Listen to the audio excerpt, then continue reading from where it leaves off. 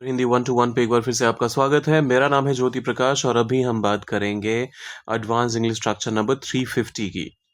ऐसा लगता था मानो वो सब जानता हो। ऐसा लगता था मानो बारिश नहीं रुकेगी। ऐसा लगता था मानो कोई पीछे चल रहा हो। ऐसा लगता था मानो सब खत्म हो गया है। अब इनको जब आप ट्रांसलेट करते हैं तो सबसे पहले आपको ऐसा लगता था और मानो इन दोनों का इंग्लिश आने के अलावा जो कंप्लीट स्ट्रक्चरिंग होती है उसका भी कंप्लीट इंफॉर्मेशन होना चाहिए। तो सबसे पहले जब कभी भी ऐसा होता है तो आप शुरुआत करते हैं इट सीम्ड, मानो ऐसा लगता था कहा जा रहा है। सो इट सीम्ड, आप चाहे तो सीम्ड के बदले अपीयर्ड का भी इस्तेमाल कर सकते हैं। ओके। और फिर मानो as if, it seemed as As if, if. It appeared as if.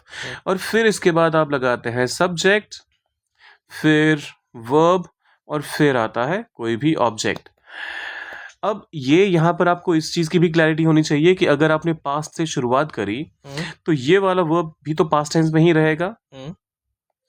और यहाँ पर एक और चीज, क्योंकि हाइपोथेटिकल्स की बात कर रहे हैं तो आपका अगर सब्जेक्ट सिंगुलर भी है तो भी आपका वर्ब यहाँ पर प्लूरल ही रहेगा पास्ट में। ठीक है। एग्जाम्पल के लिए अगर मैं ये कहूं ऐसा लगता था मानो वो सब जानता हो, तो शुरुआत करेंगे इट सीम्ड, नहीं लगता था कहा जा रहा है। So it seemed as if वो सब जानता हो। He knew everything. यहां पर आपको नो करने की जरूरत नहीं है। नो करेंगे तो वो तो सिंपल प्रेजेंट हो गया ना। और सिंपल प्रेजेंट का तो हमें इस्तेमाल ही नहीं करना है, ये हमने पास्ट से शुरू करा है। तो ठीक है।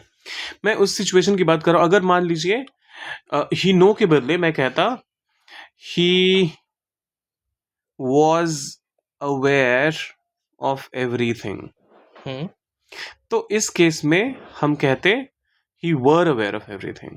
अच्छा, ठीक है। ठीक है, हाइपोथेटिकल है तो इस वजह से वो ऐसे बिहेव करता था जैसे वो कहीं का राजा हो। वो बिहेव करता था, he behaved as if he were the king of some, कहीं का। हाँ, he were the king of some palace. Okay. या फिर सम प्लेस भी कह सकते हैं। पैलेस महल का राजा और सम प्लेस किसी जगह का राजा। ठीक है। सो एज इफ जैसे ही आ गया तो ये समझ लीजिए ये हाइपोथेटिकल है, ऐसा है नहीं, लेकिन वैसा वो बिहेव कर रहा था, वैसा उसका आचरण था, वैसा उसका तौर तरीका था। ठीक। ऐसा लगता था मानो बारिश नहीं रुकेगी। It seemed as if the rain नहीं रुकेगी, विल नॉट स्टॉप। पक्का। शुरुआत हमने पास्ट से करा, बीच में विल कैसे आ जाएगा? won't. विल का पास्ट क्या हो जाता है? विल का past would. So it seemed as if the rain would not stop. Sorry. It seems as if the. अरे seems क्यों पढ़ते हो? Seemed है ये. Okay. It seemed as if the rain would not stop. It seemed as if the rain would not stop. Would नहीं sir, Would. तो 1 महीना हो गया ये बात बताते हुए। would है ये। ऐसा लगता था मानो कोई पीछे चल रहा हो। अच्छा, कोई पीछे चल रहा हो। कई बार हमें लगता है ना कोई पीछे से हमें स्टॉक कर रहा है। स्टॉक कर रहा है। ओके, तो It seemed as if someone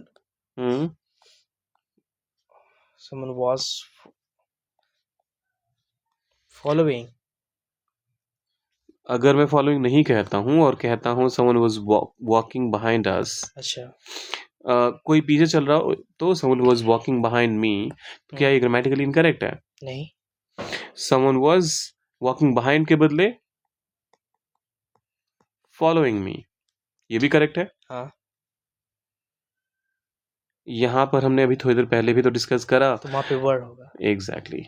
it seemed as if someone were following me. It seemed as if someone were following me. Perfect. अब ये आखिरी वाला आप ट्रांसलेट कर दीजिए। ऐसा लगता था मानो सब खत्म हो गया हो। इसे इंग्लिश में क्या कहेंगे? सोचिए और डालिए कमेंट बॉक्स में। जाने से पहले सब्सक्राइब, लाइक और शेयर करके जाइएगा। मिलते हैं जल्दी।